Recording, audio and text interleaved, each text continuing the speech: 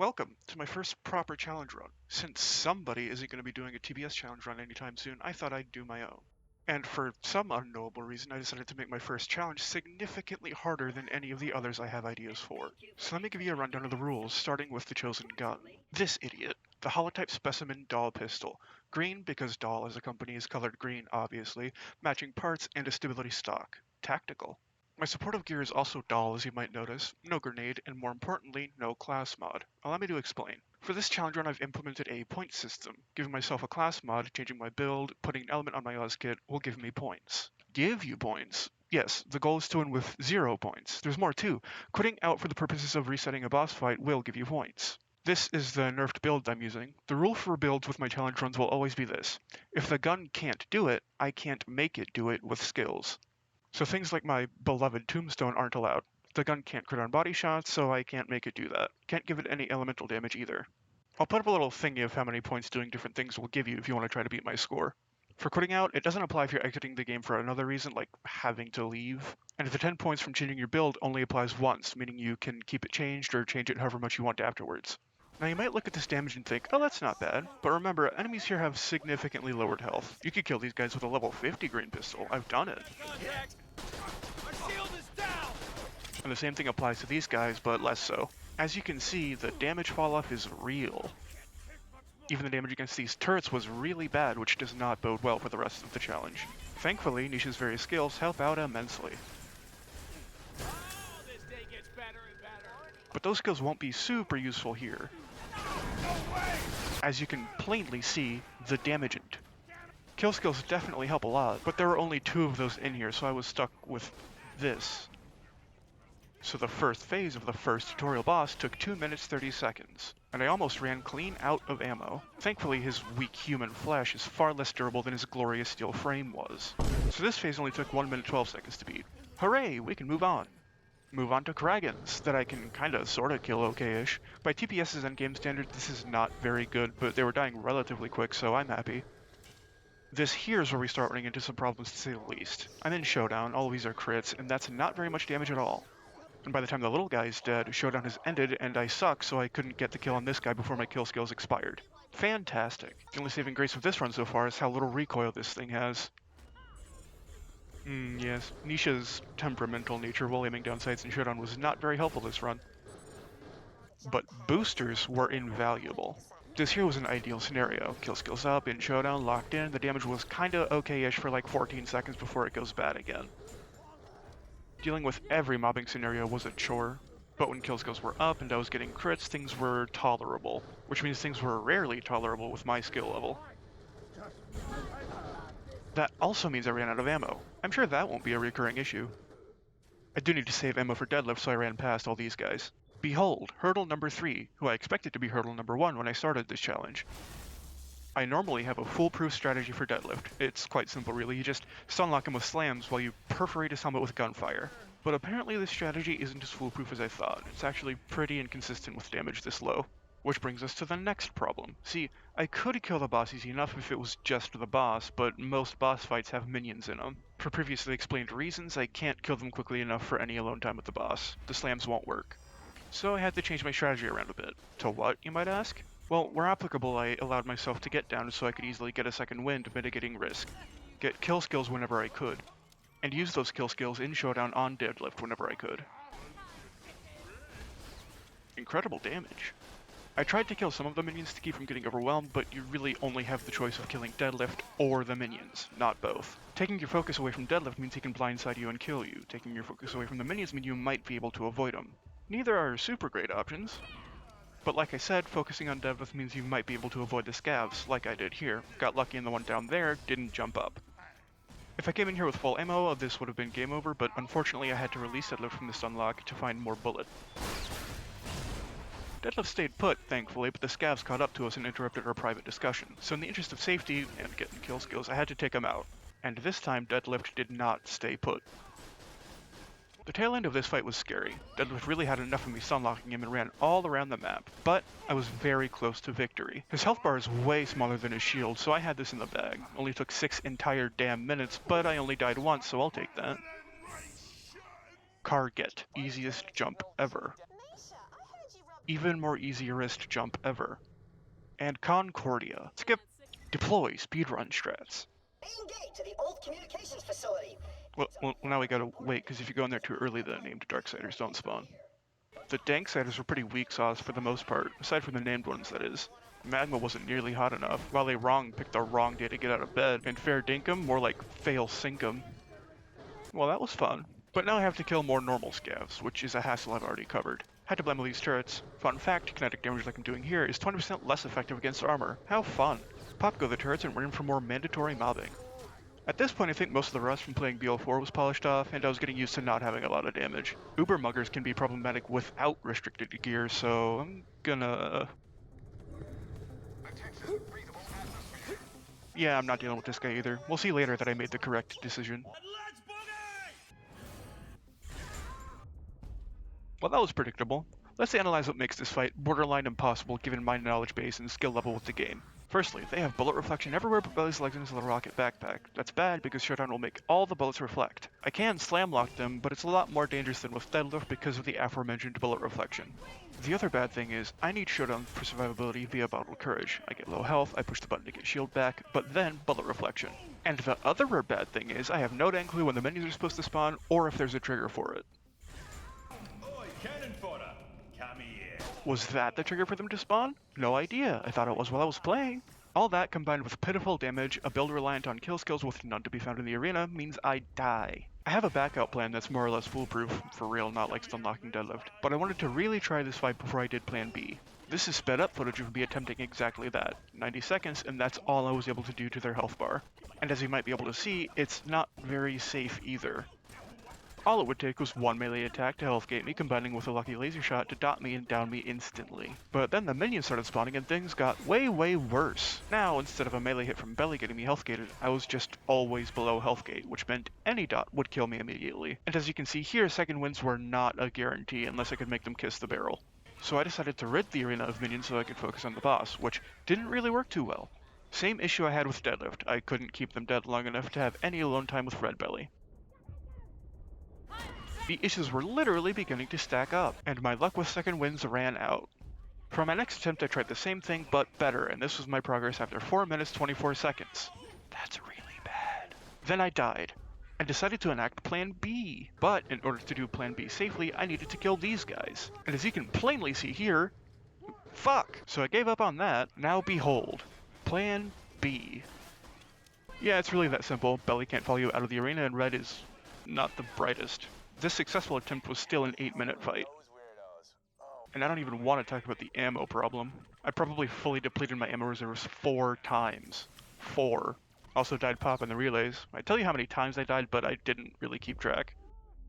Holy heck, buddy, seizure warning. Anyway, this one badass took the better part of an entire minute to deal with. I'll never stop reminding you how bad the damage was. We'll chat with Demerith. Huh. Easiest jump in the whole dang world. And most of the rest of this was easy peasy because a lot of the combat isn't mandatory, so I could run past almost all of it. Dying once or twice is a price worth paying to not struggle to kill enemies for 3 hours, which is what it would feel like regardless of how long it actually took. You know what, that's not my problem. I have much bigger fish to fry. Crack here. To prove it, I wasn't even worried. Great. That time I was a little worried, yeah. I struggled against this guy for 7 entire minutes, and the successful kill took 2 whole minutes of this. I also died 3 times to him. You know, I thought things would be pretty steady in terms of difficulty, but as it turns out, as you progress through the game, it, like, gets harder? Weird, huh?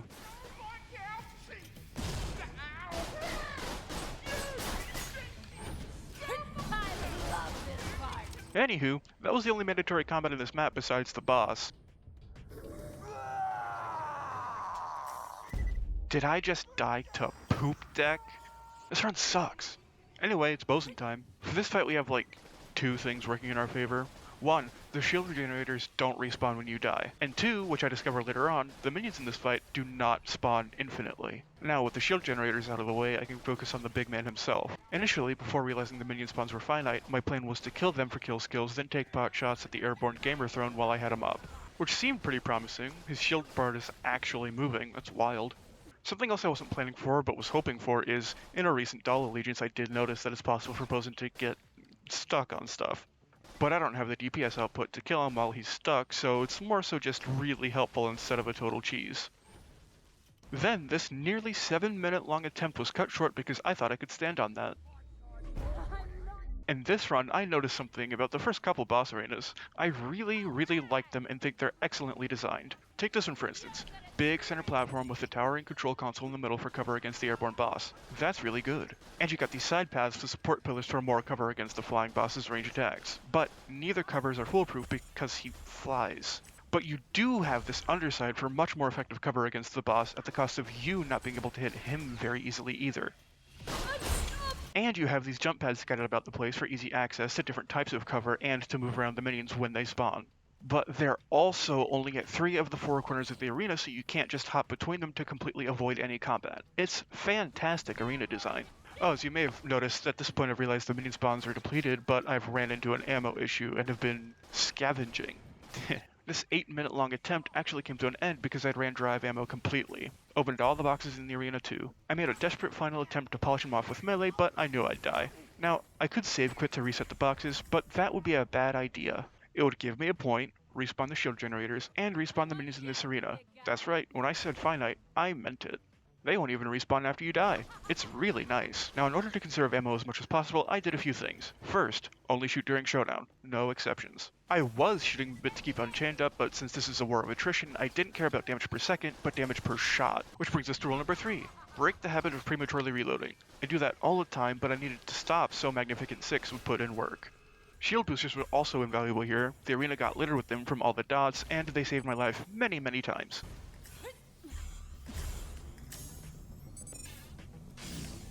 So useful. The final attempt took 10 minutes, and I still ran out of ammo and had to polish them off with melee. I missed some and didn't utilize Magnificent 6 very well. That was awesome though, so I'm allowing it. I'm ready. Yank me. Okie dokie. If only. Anyway, most of the combat here isn't mandatory. But then there's this room. Consider this the toilet room of this run. Problematic for multiple reasons. I know there's no one in it right now, but that's because I ran past everything, which means I reached the spawn limit for enemies or whatever. I tried for a while to get out of bounds, but I knew that wasn't going to work. There's a massive invisible wall all around for some reason. You'd think they'd just add collision to the roof, but who am I to judge? So I killed a couple guys near the engines from the previous rooms, and guys in here started spawning. Ice barrel. Blissful damage, that's amazing. Now everything was going fine, but there's a guaranteed badass spawn in this room. I'm pretty sure it's guaranteed to be a mugger too. There he is, and oh my gosh, he has a lot of rocket launcher. I'm cooked, chat. There wasn't a chance I would be able to kill him, but I didn't try very hard either, which I regret now. I did try a few times, but none of the attempts got past his shield. Here comes the pain! See what I mean? No healing, no aggro relief, rockets can negate cover, so I quit out to reset his weapon and gained my first point. Remember, golf rules, least points wins. Points I will keep track of in the upper left-hand corner. For some reason, after resetting the room, no badasses spawned. Not sure if it's just not guaranteed or if save quitting messes with something. I do normally see a badass here running through the first time. The mobbing before Gladstone is mandatory, but dealing with normal badass scavs is cakewalk compared to an uber mugger with a launcher. The health bar actually moves. I am a doctor, but moving Hyperion R&D.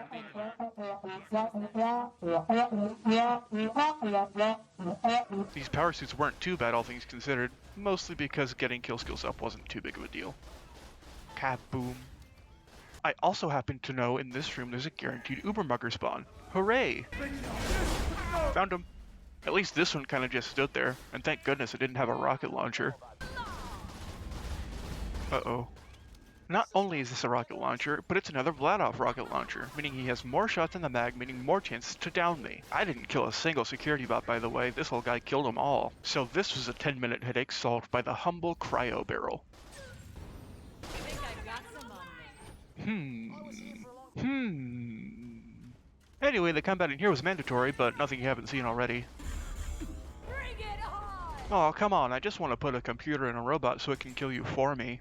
Fun fact, Felicity won't attack anything before hitting a trigger over there. Apparently. That is upsetting. Anyway, Felicity couldn't kill the guy on the railing, but luckily for me, he was just a weak sauce type guy. She took care of everything else just fine, though. Oh look! Another badass enemy with a rocket launcher! And this one is spicy flavored. Thank the almighty robot policeman it's not mandatory. Nothing in this room is mandatory actually, which is nice. Alright, let's get this party started. There were a few layers of discovery during this fight. Layer 1, I do not do very much damage at all. Layer 2, the drone phase becomes very annoying when you can't kill both drones extremely easily. Layer 3, Showdown is useless because A, her reflector shield is up almost constantly, and B, Showdown doesn't aim for crits on her. Alright, enough with the layers thing. Ammo was a problem too. Look! And look at her health bar. That's as far as I got with almost 900 rounds. I opened all the boxes while I still had low ammo to make sure pistol ammo would spawn in all of them. Then we have the minions. These security bots are very, very annoying, and, predictably, I can't kill them fast enough for any breathing room. The one saving grace with the security bots is they'll drop ammo when killed, sometimes even pistol ammo, which I really need. This was my first attempt, and after 16 minutes, that's all the progress I was able to make on her health bar. I didn't even get to phase 2. In my second attempt, I made more discoveries, like the fact that you can just go back to the vendors and Felicity can't follow you out. That and her legs are a weak spot, and you deal bonus damage when you shoot them. See? 2 damage numbers per shot. That first attempt was major beginner's luck, by the way. Look how little I did on the second try. I also know that Felicity can be a buggy fight, and she can, occasionally, just stand around being shot at. But, same with the Bosun, not enough DPS to capitalize. This fight took almost 2 hours in total. This was when I realized I bit off more than I could chew by making this my very first challenge run. This was my best attempt. 22 minutes into the fight, after thinking I had it in the bag since she wasn't moving around anymore, I go down and don't get back up. At this point, not only was I running out of ammo, but I'd ran out of money to buy ammo during the fight. So I quit out, getting me a point since the ammo boxes in the arena were reset now, and went to farm some gear to sell. And while I was farming for money, I came to a realization. This run had stopped being fun for me. What I was attempting was certainly possible, but at the time I just wasn't having any fun getting it done. So I made a decision. Okay, well, that's just insulting, quite frankly. Anyway, I made the decision to respec my build, bringing my point total to 12. This is what I changed it to. As you can see, I have red tree now, and what once might have taken 25 to 30 minutes took a mere 15, and my sanity is preserved. Okay, that is seriously, seriously insulting, game. I changed my build a little again to get hot lead. No extra points given since I already changed my build. And I don't need to change my build back since I needed that build to get this far in the first place. That's why the rules are like that. Gaze upon the difference having a proper build can make for your damage. Since I have this cool new build, I was able to decimate everyone with this non-elemental green Dahl pistol. I still don't have a class mod or a beneficial Oskip, by the way. I had to work quite hard to make the game as difficult as it was up to this point. Side note, I'd never used hot lead, but it's amazing. Highly, highly recommend. The mobbing before Jax was easy. Killing these Torques before Gladstone was easy. This is a gosh dang rabid stalker. Easy, not a big deal at all. See why I started this challenge run with a nerfed build? This is also a good showing of why I nerfed my builds during allegiances, just to a lesser extent. Like, 6 rabid stalkers showed up during this mission, by the way. The rest of this one was honestly a breeze compared to the start, a breath of fresh air for me. I'm probably perfectly capable of beating Felicity with the old build, but I honestly just don't have the mental fortitude for that type of endurance battle. At least not yet. I might revisit this in the future once I have more experience under my belt. Gravity, give it to me, please! Just wanna. Well, that was way too much work for a teddy bear. And this mission was really overloaded with rabid stalkers. I don't think I would have been able to deal with them with the old build. Especially when they wedge me into a corner like that. I told you what would happen. And for some reason, this stalker was harder than the rabbits. Usually that's not the case.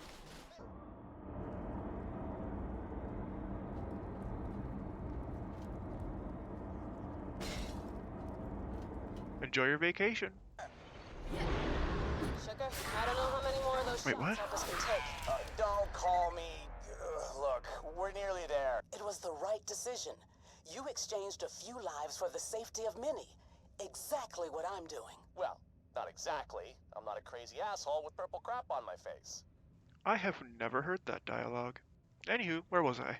Ah yes, speedrunning Veins of Helios. What I like to do is jump all the way down to this jump pad, boing, boing, then go down here and progress normally. I've seen people fly off the map here all the time and get confused with all the different jump pads. Yada yada yada, run around, blow some stuff up. You know how this stuff goes. Changing the build made most of the mobbing pretty straightforward.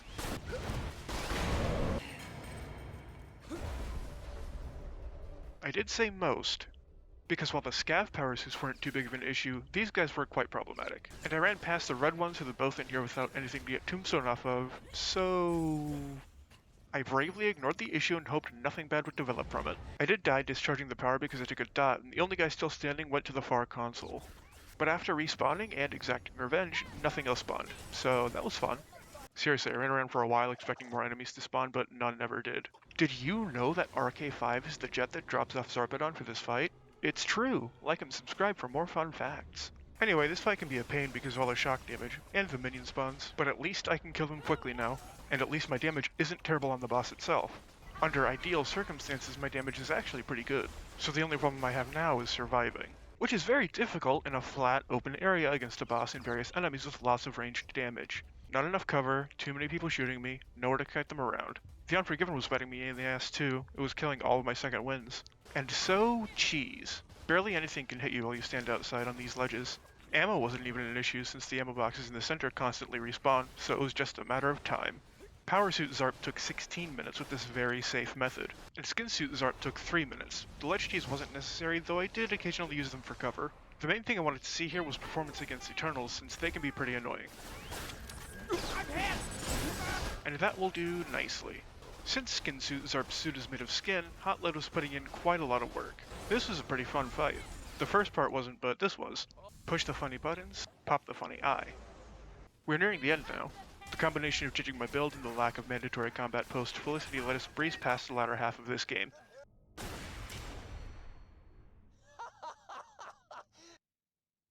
Oh, right. RK5, the hardest boss in this game for me. Luckily, after this run, that will no longer be the case. There's not really much to talk about with this fight. RK5 shoots a frick-zillion projectiles and has a buttload of health. Luckily, much like Felicity, I can freely exit the arena and buy ammo from the vendor, so that wasn't a problem. The problem was, it's simply impossible for me to avoid all his projectiles while simultaneously shooting him. This was my best attempt, and it took 11 minutes to get that far. But thankfully, I discovered a strategy by looking it up, and it's to bounce between these two jump pads and shoot the boss over and over. I also tried getting some kill skills every so often. But utilizing this strategy will not only make this fight easy, it will also make every subsequent RK5 fight easy. Is it cheese? I don't know, comment your thoughts. I spent a total of 45 minutes fighting RK5, and the kill took, I'd say, like 15 minutes. I forgot to record the start of it, oops. There is no mandatory combat in Tycho's ribs. Hooray! Unless you count the guy who gets on the cannon. Fun fact, if you're fast enough, that OFA won't have time to spawn the putties that turn into the turrets that block off that door. Unfortunately, as far as I'm aware, the OFA Superior is a required kill, and it has a really tanky shield. The health bar wasn't as bad since I have fire damage with Hot Lead, which synergizes wonderfully with Tombstone. But tragically, I ran out of ammo. But miraculously, there are a bunch of ammo boxes around. So I was able to take out these turrets whose proper name I won't attempt to pronounce and proceed to the final boss, who was far from easy. No kill skills in phase 1, no crits without Tombstone, so most of this strong new build isn't exactly doing anything. But I've had much slower progress against the boss, so I was optimistic. This is after only 90 seconds. But that optimism was indeed misplaced since it took about an hour for me to finally kill him, and figuring out how to kill him took some trial and error, but I ended up a better player because of it. So here's what I learned that you probably already knew and or don't care about. First, as you just saw, activating Showdown causes him to do his bullet reflection move, which sucks, but I can use that to my advantage to create distance. Now I already knew that because I'm a Nisha main, but what I didn't realize for far too long is jumping triggers him to shoot these homing projectiles. Homing projectiles, which were the main thing causing me to die because they're hard to dodge sometimes. But seriously, look, jump, he shoot, and again, I can use that strategically to create distance. By baiting him into doing that attack, then running behind a pillar, or better yet, while he's super close to a pillar, you're in almost no danger. And he stands still for plenty long enough to get some distance on him. Lastly, ammo wasn't an issue since these little thingies constantly respawn ammo, so this fight was very forgiving all things considered. But do be careful, because sometimes he'll shoot those homing projectiles at you if you get too far away from him.